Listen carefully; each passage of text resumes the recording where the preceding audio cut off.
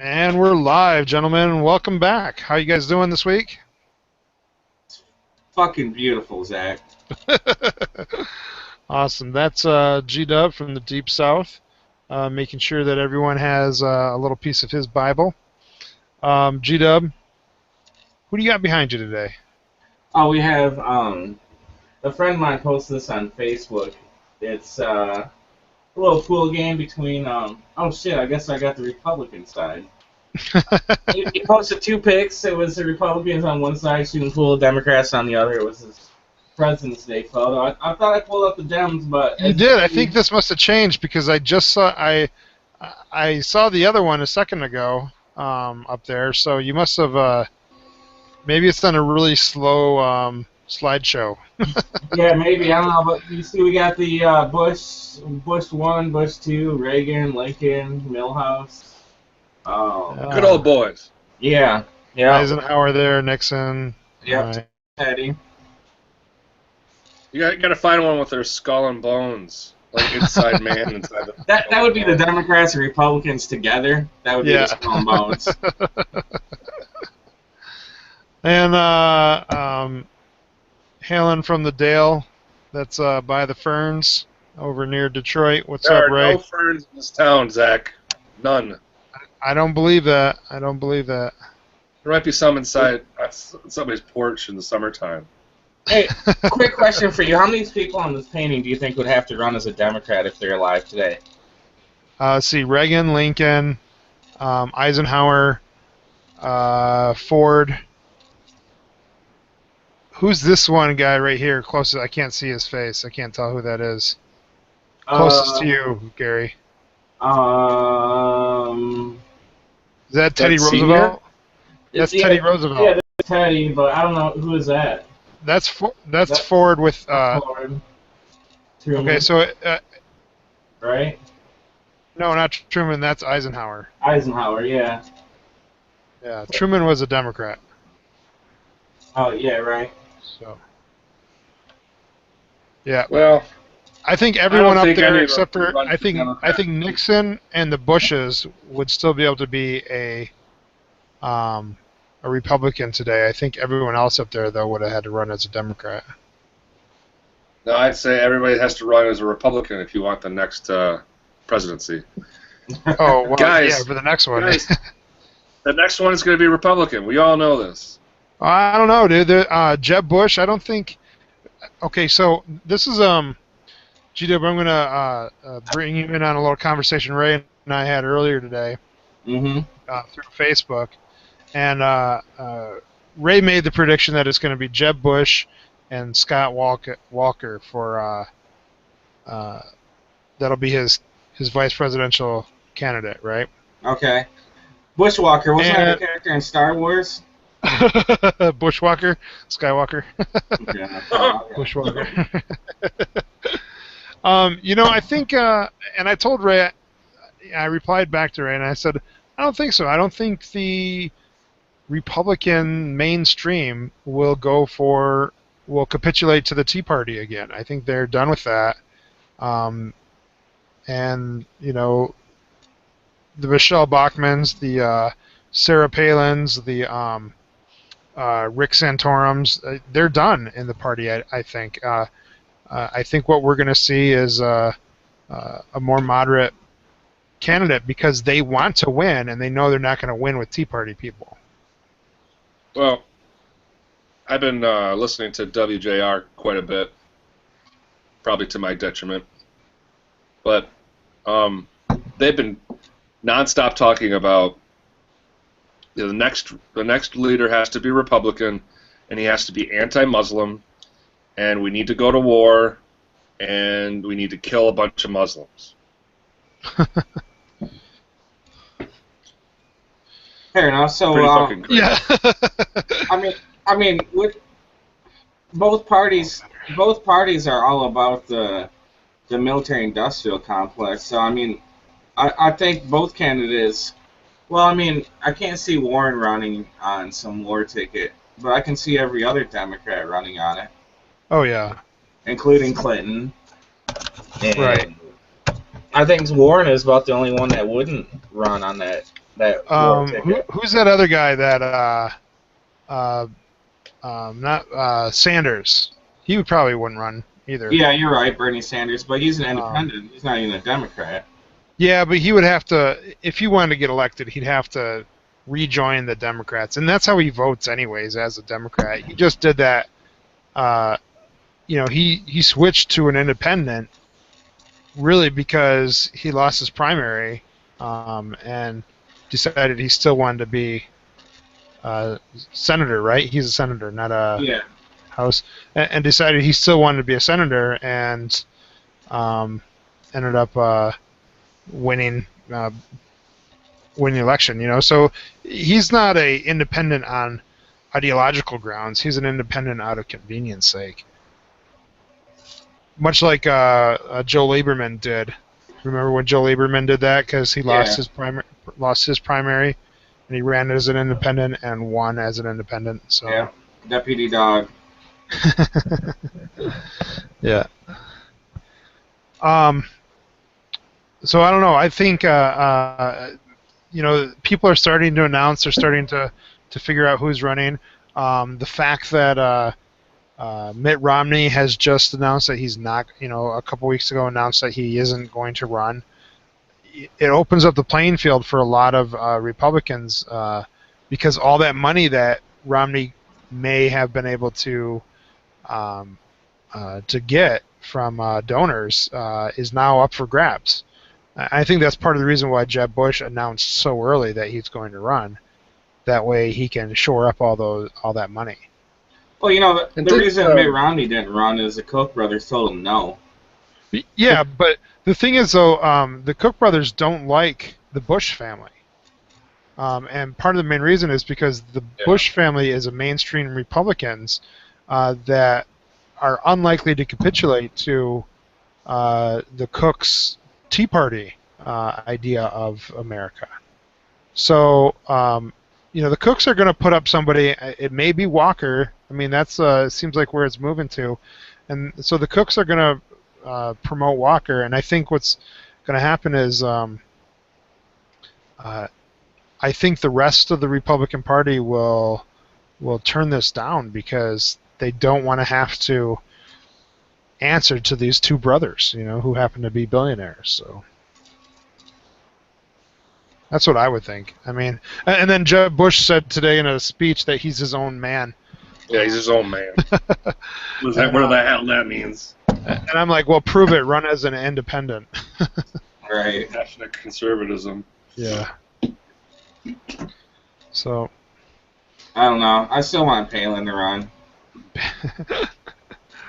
Dude, if she ran, it would actually be the best thing for the Democratic Party in history. Because she would get a lot of money from wingnut Tea Partiers and pseudo-libertarians. And what would happen is it would draw money away from the Republicans. And then what would happen is the Democrats would be able to outspend the Republicans. So, yeah. I want her to run because I know Jon Stewart's stepping down from the Daily Show, so they need a little boost. Yeah, so whoever takes over needs a hand up, if you will, in order to. If I'm a comedian, I'm voting for Palin. Oh, like. Yeah, that's guaranteed business. So. Oh, jeez. All right, let's talk about some serious stuff here. How many of you guys heard about that? They call him the Walking Man. He's the James Robertson from Detroit, where he was walking about 20 miles there and back to work every day. Did you guys hear about this story? Oh yeah, it was all over the place a few weeks ago over here. For us it is because it's here in Detroit, but G-Dub, have you heard about this? Oh yeah, absolutely. It was national news, man. Oh, okay. Yeah. So, this guy, for our two viewers we have, this guy walks back and forth 20 miles a day to work because he doesn't own a car, and he works pretty far away. The only job he could find was about a 20-minute or 20 miles away, and it pays just above minimum wage, so he can't afford to buy a car. And the rent he's in is a really nice rent, and he can't afford to give up that rent to move closer to his job because he can't afford the security deposit and the moving fees and all that stuff to move into a new apartment. So somehow some reporter got wind of this and wrote a short piece about it. And the piece was really a promo piece about public transportation and the need for public transportation. Well, Asics walking shoes. Yeah. And if we had public transportation, he wouldn't have to walk. Because whatever city he's in, and I'm not actually sure what city he lives in, because if it's a 20-mile walk, he's not living in the city of Detroit, because you could walk across Detroit easily and there and back. It's not that far across. Anyways, he could. So he lives outside of Detroit. If there was public transportation in his hometown that connected to the Detroit public transportation that was reliable and could guarantee to get him on working time, this wouldn't be that big of an issue. But because there isn't, there's a story here. Well, just to clarify, though, I believe he had public transportation for part of the way on the way there, but it was closed on his way back. Oh, that may be true, yeah. Yeah, I think that's right. So then some 19-year-old college kid felt bad for him and started a GoFundMe .org little funding source for him, and it ended up raising $350,000. Plus, based on the publicity of this, one of the car dealerships in town decided to give him a car as well to help him with this. So he got a free car, and he got this $350,000. And everyone's like, oh, this is so great for him and everything, but it still doesn't address the real issue. Okay, that helps that one person, but it doesn't address the real issue of public transportation. Or does it address the issue is the fact that whatever job he had was paying him so shitty that he couldn't afford to buy a car, or... Well, plus he worked at that job 13 years. Yeah, he was still making 10 something an hour. Yeah, I heard that he enjoyed his job and that he didn't want to leave his job for better pay anywhere.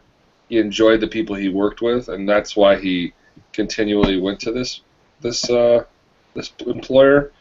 Additional to that, I thought he was from Detroit and was working in the suburbs. I'm not entirely sure. This was that sounds right, actually. Yeah, it probably does. Because like the rent in Detroit is really low, if you're not paying taxes, which most people aren't. Yeah, and you can buy a house for $1, so I can't imagine the rents. That's a little steep, but more like you're looking at $200 a month in rent for some apartments out there. But again, not paying rent or not paying taxes. Well, people who rent don't pay taxes, not on their property. I mean, the taxes that the landlord pays on the property is rolled into their rent fee. Right. So, but the well, they also have these things. They're kind of like hostels, but I believe they call them crack houses, where you just stay for free. Crack houses. Opium dens. Yeah, where rent is actually free. Yeah. Until the local neighborhood boys decide to burn the house down, just to watch the firefighters show up and stay warm. Yeah, occasionally the government likes to board them up, but they can't afford the boards or the nails. Yeah. So anyways, I mean, there's a lot of issues to this situation. One, the fact that, Americans all over the country will help a guy out because he's walking pretty far, but they're not willing to pay more taxes for a bus route, right? Another issue is the fact that his employer isn't paying him very well. I mean, is there enough people in Detroit paying taxes to support transportation? Like, there's areas of Detroit that don't have garbage pickup. Right. So... Yeah, well, there's businesses, though. I don't know, and they can apply for federal grants and stuff like that. I mean, there's ways the city can do things. spend a lot of money on. Aren't they already using federal funding to resolve their bankruptcy? Not federal funding. They're relying on state funding, but that state funding was theirs anyways because it was taxes that were collected from Detroit citizens. So a lot of the reason why the taxes are also so high is that some of these businesses in Detroit don't they're not giving back so much to the city. Oh yeah, there's these tax deferment plans that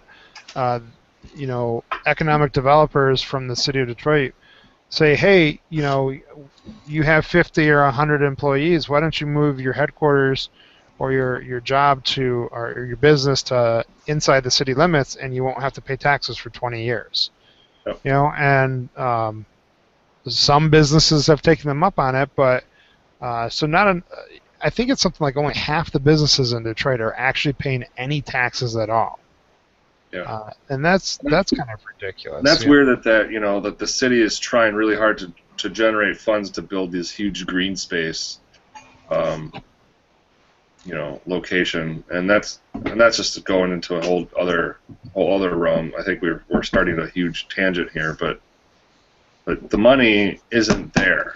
We have to keep reminding ourselves that money isn't being generated and staying in the city. Well, what green? I guess I don't know about the green space that you're talking about. There's a project it's going in. I don't know. I'll have to pull it up and send it to you via chat here. Basically, they want to bulldoze the ghetto and start a tomato garden, right? Well, of course. No, that's what they want to do. They want to relocate people, condense the population to one area, tear down neighborhoods, and start community gardens. Which is kind of a great idea, but one, you don't have the money, and two, you're gonna have homies shooting each other over fucking tomatoes. So. Yeah, well. This is my tomato patch, bitch. There are parts of Detroit that are where the grasslands have moved back in, and entire blocks have been, even ones that still have structures on those blocks, they've been completely overgrown with plants and with vegetation, and so there is this ability to do that. And Mayor Bing, before he stepped down as mayor or decided not to run again, one of his plans was to shrink Detroit, and the way he wanted to do that is take everyone that was more than 5 miles away from the city center, away from Midtown and the downtown, and move them in closer to Midtown and downtown, and then sort of literally just abandon this band around it, and turn it over either to the state or to the county or to the adjacent municipalities and let them take over those territories. Of course, the people that live there, the problem with this is, he said, we'll do this, but we're not going to pay anyone to move. We're just going to force them to move. And essentially what he's doing is he wants to do eminent domain, but have special permission not to pay them for their property. And even if he did pay them, like you said, Gary, some properties are going for $1. Many properties that still have structures on them, probably are worth about $10,000, maybe $15,000. Not a lot. But definitely not enough for the same people, if they get kicked out of that home, to go buy another house, because you're not going to find another house for $15,000. Even because what's going to happen is there's going to be so much new demand on the Midtown area of Detroit and the downtown area that prices will start to skyrocket in those areas. And so really what would happen is Detroit would just be eminent domaining property and pushing the poor people out into the suburbs is what they're doing. Yeah, that's kind of what's happening right now as the city, revitalizes, especially like in the Midtown area right now. The people that live there, that I know that live around there, are already saying, I can't afford my rent payment anymore. Yeah, it's gentrifying is what's happening. Gentrification, yeah. All over Ypsi, we see Michigan Avenue, part of Ypsilanti, is starting to bounce back pretty strong. And any building that's vacant for any amount of time, there's somebody that goes up there and sprays paint gentrified chicken all over it. I think it's pretty funny, but yeah. And another idea that and as part of the grand bargain that Rick Snyder had with the city of Detroit, he has asked the federal government, and this is a pretty creative idea. It's never going to go, but I think it's pretty creative. Part of the grand bargain is he has formally requested from the State Department that that of all the new visas to the United States, so when foreigners want to move to the United States, 25% of those visas should be required to move to the city of Detroit. All right, and so every year, I'd rather live in Mexico City. every year, the United States has a quota of 1 million visas. We issue 1 million visas. So pretty much what he's asking for is for 250,000 people, and he wants this for the next 5 years. The special rule that requires anyone who applies for a visa, 25% of them can only get them if they decide to move to Detroit. And these motherfuckers coming from Mogadishu on political asylum, they move to Detroit. They're like, you know what? Fuck this, man. I'll take my chances in North Africa. Yeah. But that would, for the next 5 years, that would add 250,000 new people every year for the next 5 years. That's 1.25 million people added to the current population of 700,000. What you're saying is I need to buy a Rosetta Stone stat. Well, this is so unlikely to actually go through. What may happen is the State Department may say, well, what we'll probably do is allow 3% or 2%. We'll require 2 or 3% of the visas to go to Detroit. Plenty of people have picked the tomatoes. Yeah.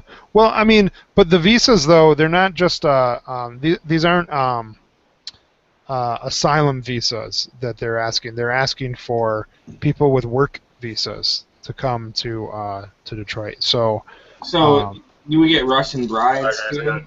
Got dropped out. Did you not hear us? No, I didn't hear a word you guys said. I dropped out. Those million visas, does that include Russian brides? Well, they're coming on marriage visas, though. I think it's only for work visas. So, those bitches work. Trust me. Yeah. Dude. Yeah, that's when I was getting desperate after my first marriage, I was considering something like that. I had a friend, this is kind of funny, I had a friend who I worked with. He was from India, and he was a middle-aged guy at the time, and I was only like 27 at the time. And he knew I was, eventually wanted to get married and whatnot. So he's like, you know what I can do? He said, a lot of Indian girls want to come to the United States. I'll help you find an Indian girl, and we can make an arranged marriage. Because there's like IndianGirlsArrangedMarriage.com or something like that. And I use that shit anyway. And what we'll do is we'll just split the dowry. And I'm like, the dowry? And he's like, oh yeah, families will probably pay you $10,000 to take their daughter. I'm like, they'll pay me to take the daughter? And I was like, well, that's a little creepy. I don't think I'm going to do that. He's like, are you sure? It's an easy $5,000 plus a bride forever. I'm like, You know what's funny? I had this neighbor. He was a Dominican. And he was broke as fuck. He worked for, what was that shipping company that went under? Like DHL, I think it was. Oh, yeah. So well, it's still big. It's just not in America anymore. Yeah, well, yeah, I mean, they had to downsize. So he's working for DHL. He was an American citizen, but he was born in the Dominican Republic. This motherfucker loses his job at DHL. He's so broke. He's asking me to run extension cords so he can run a fan in his apartment, right? I literally let him borrow an extension cord so he could have some electricity until he got evicted. I don't see the motherfucker for a while. and I run into him, and he's driving a BMW. Okay, and I'm like, "What's going on, dude?" I'm like, "Nice car. You never had a fucking car before." He's like, "Oh, I'm doing good, man. You should stop by." So I go to his apartment. It's not a like super nice apartment, but I walk in. He's got a nice flat screen. He's got a PlayStation 3, which this was 10 years ago, so that was like the hot shit. Yeah. And he's got like this giant gold hookah and this like nice leather furniture. I'm like, Joey, man, you stepped up, man. What's going on? He's like, "Well, I gotta tell you, B, I got married." I'm like, "Oh, that's cool. Congratulations, man." He's like, "Well, yeah, he's like, "You met your my girlfriend, Tom. You met her on the internet, right?" I'm like, "Yeah." He's like, "Well, I met my bride on the internet too. It was like this site where you meet Arab wives." So, Jackpot! yeah, so his wife was from Morocco, and he got $10,000 up front to marry her, and his brother-in-laws took him on a European vacation. They smoked a bunch of weed in Amsterdam, took him all over Europe. They gave him all this cars and money and all this shit. But yeah, so it worked out for him. I don't even know if he's still alive or whatever, but it worked out for him at the time. That's funny. And actually, my neighbor down the road, he has a little Filipino wife. He's like 59, she's like 34. Yeah. And he met her online too. There's something to say about arranged marriages and the fact that it's a much easier process. If you really don't care, you're not madly in love with somebody and want to spend the rest of your life with that one person, and you're like, yeah, I'll, go ahead, parents, hook me up with somebody, or brothers or sisters, hook me up with somebody.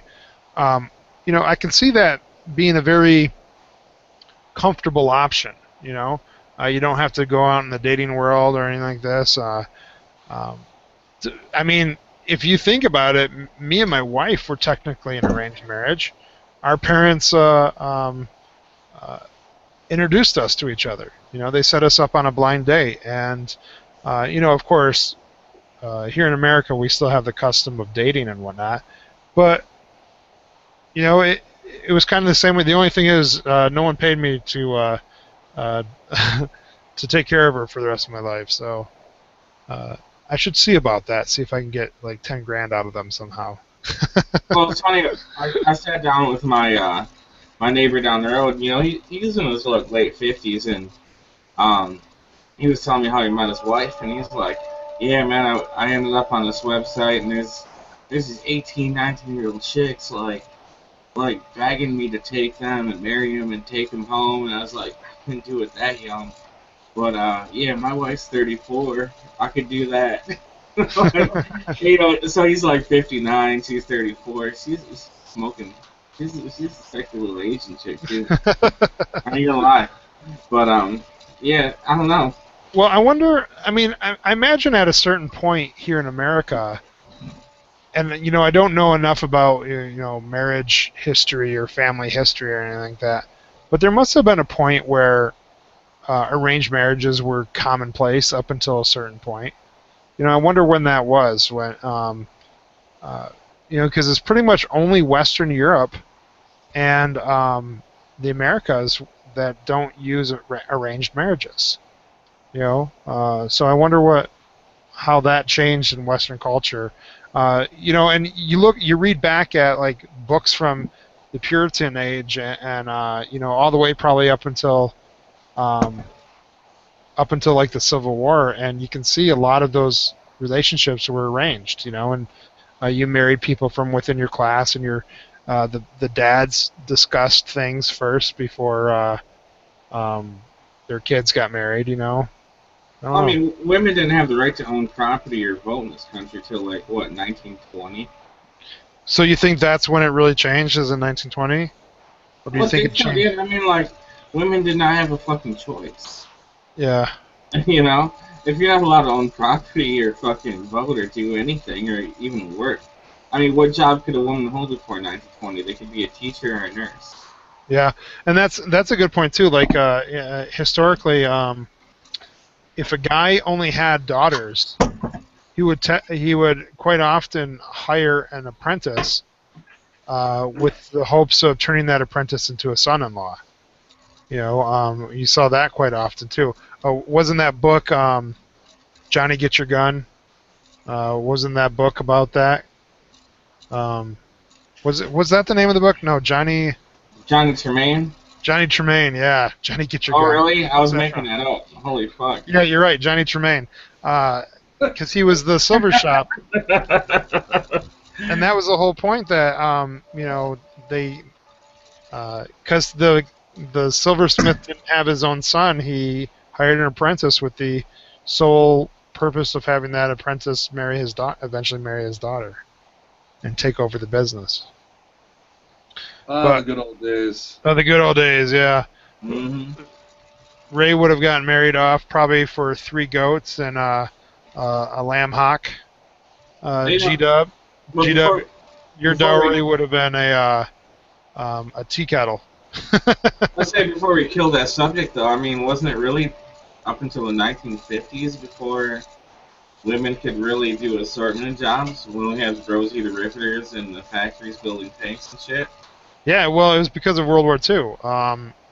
Women went to the workforce in mass numbers and sort of proved society wrong about their ability to hold their own at the workplace. That's what I'm saying, though. I mean, we're talking 1940s, 1950s, really the first time where women could do non-traditional jobs. Yeah, You know, definitely. which my grandma was a Rosie the Riveter. My grandma worked for Dow Chemical.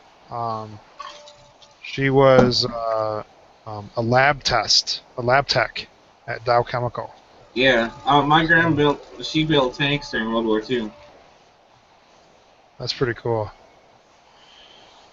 All right. Well, speaking of women, let's talk about Scott Walker again.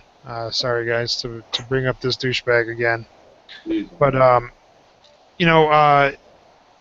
there are 4 governors right now in the entire United States that are proposing their budgets because right now is the time when most governors propose their budgets, and usually they propose it this early because it takes them all through summer to actually get it approved. And they, I think, by October 1st,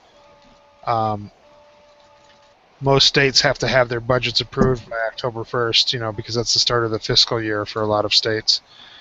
But Governor Walker, the guy from Wisconsin.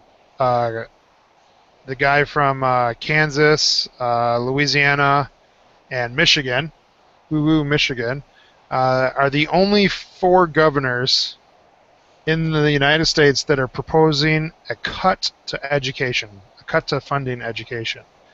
And what's really interesting is that Governor Walker, he is proposing a $200 million cut to higher ed, not to K through 12, but higher ed. At the same time, he's proposing spending $500 million on a new basketball stadium for the Timberwolves. Yes, like, who was the Roman emperor that said, give the people the breads and the circuses? Yeah. Right? Yeah, Is that not, like, an appropriate quote? I wish I could remember exactly who said it, but isn't that what it is? Build the stadium, fuck the education. Yeah, I absolutely love sports, and I love watching sports. I'm not a fanatic to the point where I know the names of a lot of players on any of the teams, but I do enjoy watching it, and I appreciate the entertainment value in there. But I also realize that it's a distraction. It's the shiny thing to keep my eyes looking over here while the politicians do stuff over here.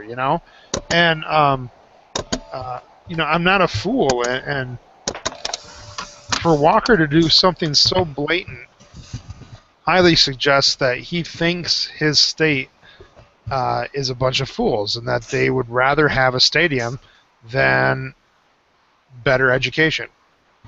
And that have the Timberwolves ever been good? Has there been a year that they've been good? Yeah, I think so. You know, That so small guy, what's his name? what's that? that? Small dude, that really fast guy. Spud Webb? He's not in the league anymore, dude.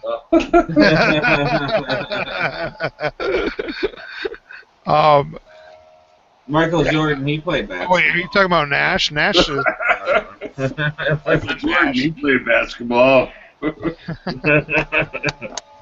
you know, so I don't know. I just think it's a friggin' shame, and it should almost be criminal. I mean, just to spend money on a basketball stadium rather than giving it to higher education, because you know what? Yeah, it may take 2 or 3 years to build the stadium, and he may create about 300, 400 construction jobs in that amount of time. But for every dollar you spend in higher education, it has a rate of return or return on investment of seven times that number, almost 700%. So for every dollar you invest in education, your economy grows by $7, which means thousands and thousands of jobs, not just 300 for 3 years. You know, it just seems like it's a no-brainer. Spend tons of money on higher ed. You can spend more money on professors. Classrooms are nicer for students. You attract more students in general to go to college, so they're spending money on a state public school system. And when they graduate, they're more likely to Be in massive debt. Well, yeah, they could be in debt, but what also happens is whenever there's a huge number of graduates, it attracts employers. You know, if you have a lot of college-educated people, it attracts employers. That's why college towns tend to be the best cities in America for their economy. You know, But doesn't that also like create a like a standard? Like, you know, there are talks that the bachelor's degree is no different than a high school diploma in that regard. You know, because like they create these standards where you have to have a college degree to get any job. And is that so wrong though? I mean, well, in this day and age, don't we want our population to be as educated as possible? I agree that the population should be as educated as possible, but I think there's certain jobs that don't require college education. Yeah, and pay well.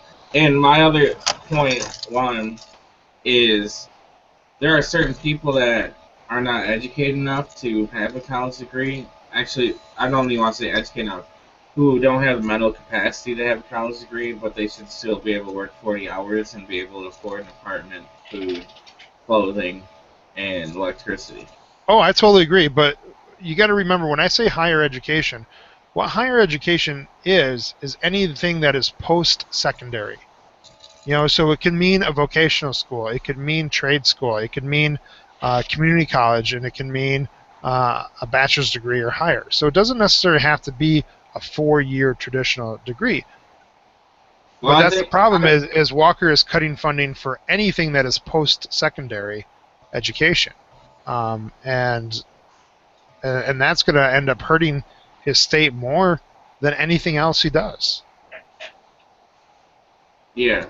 Yeah, I mean, I think we're agreeing, but on token, I think there's a point that needs to be made that, like, there are people in this country who are mentally disabled, but who are willing and able to work. Like, if you bag groceries at Publix for 40 hours a week, then you should be able to support yourself. Oh, yeah. You know, you should have a bachelor's degree. You need a bachelor's degree to bag groceries. And I joke about this at my job, too. We had, it's a mental health hospital. We have people whose job it's basically security. Now, part of their job is to process and reason with the children and get them to not do the stupid shit they do. But basically their job is security, and then when a kid freaks out, it's their job to like assist them to the floor to pin them down. They often get bit, spit on, pissed on. Kids smear shit on the walls. They have to deal with that. And this is a bachelor degree preferred job. Okay. In my opinion, if I was hiring for that position, I would want people that have a high school diploma or GED and nothing above, because they're making 11, 12 bucks an hour. They have benefits. They have all the overtime they can get. Anybody who has a higher education should want more. Right. If you only have a high school diploma, that's a pretty good fucking job, and you probably want to keep it. But so, in a situation like this, what you could easily develop is sort of like an apprenticeship program. So and that America has gotten away from the apprenticeship program to our detriment, to the point where, like Ray said, to do some of the skills that the economy demands, you don't necessarily need a college degree, but we're pushing the college degree so much that it's making a lot of students go into debt when their jobs will never pay them enough to get out of this debt. Some of these skills, like to be honest with you, like you said, G-Dub, about the security guards, do they really need to understand the historical significance of Shakespearean literature? And do they need to take a class that explains that to them? No, what they probably need is maybe a conflict resolution class, or a conflict resolution seminar or workshop that helps them diffuse situations with children rather than always having to resort to a tackle of some sort. I don't know. I mean, just something that is career driven, career appropriate. I mean, what it comes down to is they all need the 40-hour training on how to de-escalate and how to do the physical thing. And that's what the training is. All right, there's 40 hours of how to de-escalate them to the point where you don't have to place hands, and then there's the when you do have to place hands is how you do it. Right. Any human being can go through this training, understand it. Any normal human being can go through this training and understand it. So, I'm willing to bet probably even people with a learning disability could probably do that as well. Yeah, for the most part, it depends more on your temperament, right, than your intellectual ability to do the job. And that just proves the point that many jobs out there can, and right now I'm in the process of applying for jobs for next fall, so I'll graduate soon and hopefully I'll get a job. And a lot of the jobs I'm applying for are government jobs, and I look at what the duties are of the incumbent, the person who currently works there. I'm like, some of this stuff my degree says I should know how to do, but I do not know how to do that stuff. But I could learn within 2 or 3 weeks on how to do that. Yeah. And I start thinking to myself, you know what?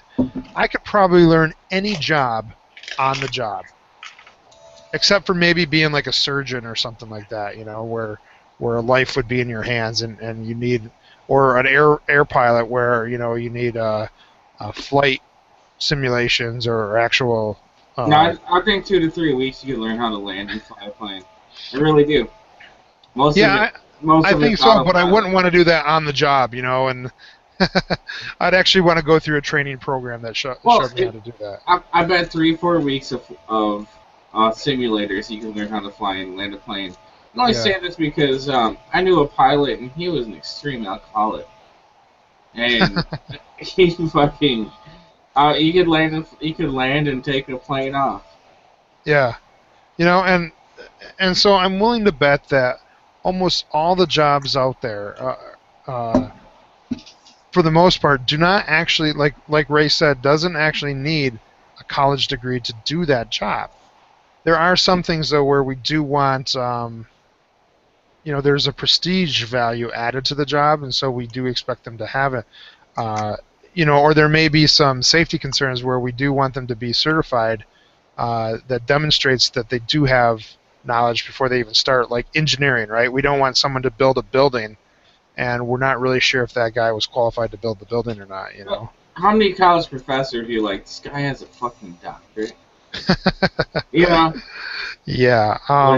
Like, I don't think this guy could change his fucking oil, and he has a doctorate. Yeah. You know, I do see that quite often, but the thing is, though, you know, we need to, whether it's an apprenticeship program, whether it's a trade school program, whether it is a vocational program or a community college or just a traditional 4-year degree, or even a fast track 4-year degree like they do at like ITT Tech and places like that. There needs to be more money spent at that level. We need to diversify. Instead of just giving the money to community colleges and 4-year institutions, we need to diversify where that money is being spent. And we need to encourage people to educate themselves, whether it's on-the-job education or whether it's traditional education. But we need them to do it at this higher level. If we start taking money away from this system, all that's going to happen is we're going to have a generation of people who are undertrained and Dumb assholes. And underpaid. Idiocracy. Yeah, underpaid over the course of their life. So. Welcome to Costco. I love you. I love you. Well, according to your chart here, you talk like a fag and your shit's all fucked up. what is that from? Idiocracy. Oh. Where he had to stick those things into his butt or his mouth. Yeah. Which ones? Yeah. I only saw that movie once, and I saw it a long time ago. So you should watch it about 20 more times because it's like, no, seriously. The first time I saw that movie, I'm like, oh, it's kind of stupid, kind of funny. The second time I saw that movie, I'm like, wow, it's really good. The third time, I'm like, it's brilliant. And the fourth time, I'm like, wow, that is dictating the future of this world. Exactly. Yeah. It truly is. I mean, when you watch the de-evolution of our population, our education, you know, like, you look at letters that were written by 8th graders during the Civil War compared to, like, college-level writing nowadays. Like, I'm in grad school. I'm at Kennesaw State. You know, I'm not at Harvard, but I'm not at Phoenix Online. I'm somewhere in the middle, you know? Yeah. And I turn in a paper that I think is shit, and I get 150 out of 150 points. There's something wrong with that. Yeah. You know? And I'm thinking, and I don't know. I don't really talk to people in my class, but I'm thinking, does everybody get A's? Or is this really, am I best in the class with a half-ass effort? Or is everybody just getting fucking A's? And I don't know. But you know, either way, it's fucked. I always thought about stuff like that, like, and I'm not trying to disparage the university that you're at in any way, because, you know, and I don't want you to take this the wrong way, but I look at, like, all these huge universities that have great athletic programs, like LSU and Alabama and, you know, Arkansas and all the Florida schools, and I think, you know, they're on par with the Big Ten. But the Big Ten is really hard to get into.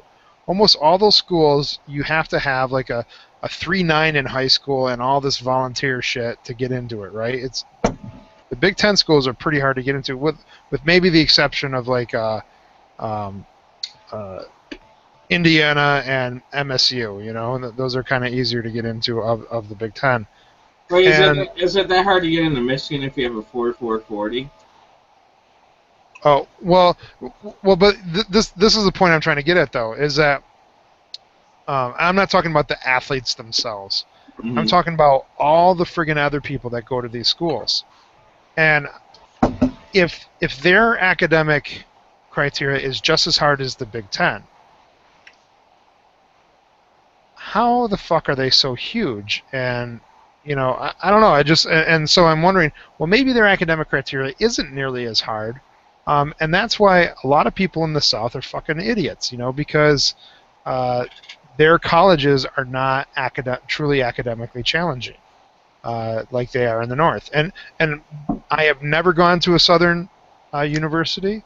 I don't know very many people who have gone to Southern universities. So there's no way I can actually verify this. I don't want to call it a belief. I want to call it maybe Hypothesis?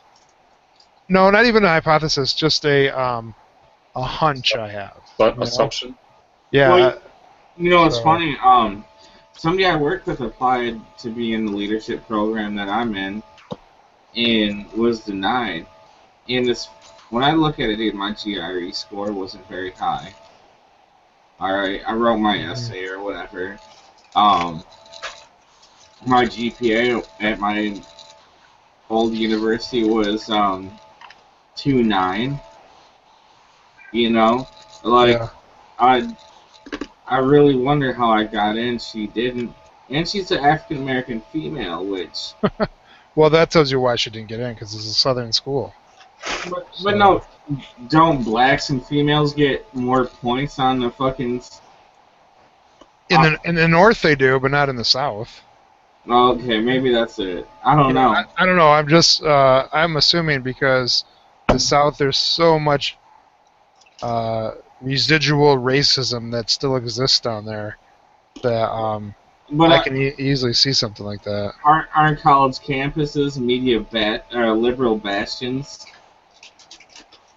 Yeah, Equal within opportunity the employer, context within the context of their general area. I mean, you take any liberal from Alabama and compare them to a liberal from U of M, and you're looking at one of the most conservative people on U of M's campus, So, I don't know, that's just a presumption I have, and is not based on any science or facts or surveys or anything like that. It's just my perceived presumptions about the situation, so.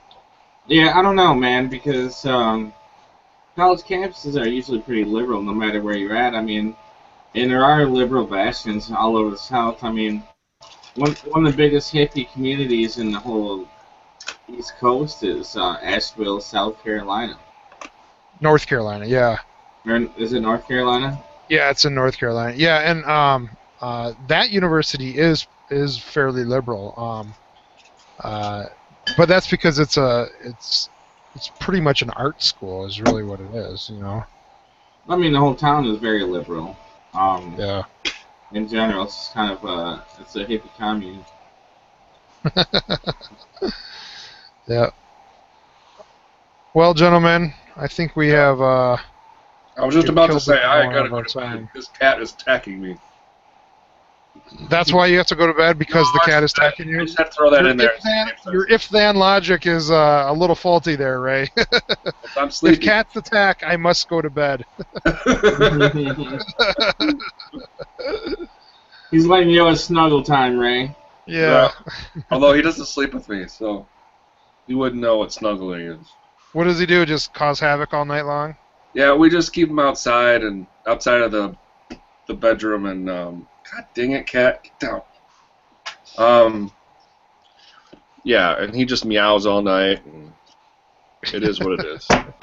My grandma used to have a piano, and she said the cat figured out a way and to push up the thing that covers the keys, push it up with his butt, and then just walk on the keys in the middle of the night, scaring the fuck out of my grandparents. Ray is like you. It appears your cat likes you. Yeah. Oh, he loves me. My cat only shows affection when his food bowl is empty. Yeah. Yeah. I'm serious. That cat could give a fuck about me unless his food's empty. That's too bad. I really enjoy the we feel bad for you, G-Dub. but, I got a new puppy. He loves me. Oh, you did? You got a new dog? Yeah. What's his name? Gonzo. Gonzo? Yep. That's pretty cool. In honor of the Muppets and Hunter S. Thompson. That is good. Yeah. All right, gentlemen. I think we're done for the evening, and we should get together. Next Wednesday is spring break for me, so Are you going to the Florida Keys? I am not. I am going to stay home. My wife is going to Texas, though.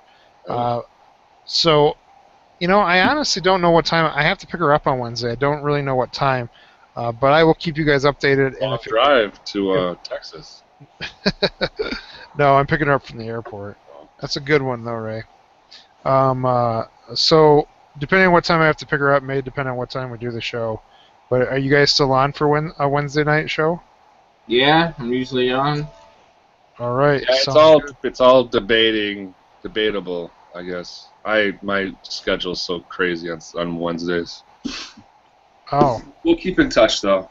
All right. Ray, we can adjust it because football season's over if Wednesdays aren't good. That is a good point, and part of the main reason we were originally doing Wednesdays anyways was for Jay's purpose, for Jay's sake, and he never is available on Wednesdays, so we could change it to whatever day is most appropriate for you guys. So my ideal day for this type of thing would be Monday, but I don't know about you guys.